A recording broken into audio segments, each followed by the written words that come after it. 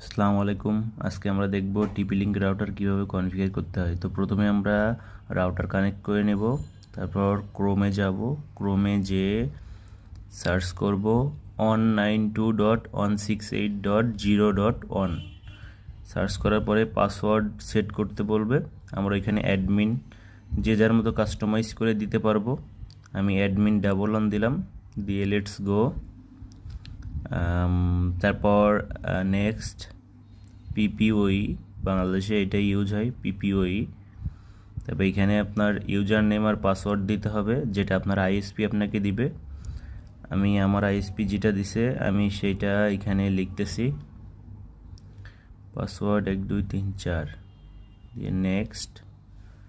এবার আমি এখানে লিখব রাউটারে আপনার, এটা হচ্ছে ডুয়েল ব্যান্ডের রাউটার। আমি রাউটারের নাম লিখব এবং 2.4 গিগাহার্টজের নাম লিখে পাসওয়ার্ড সেট করব।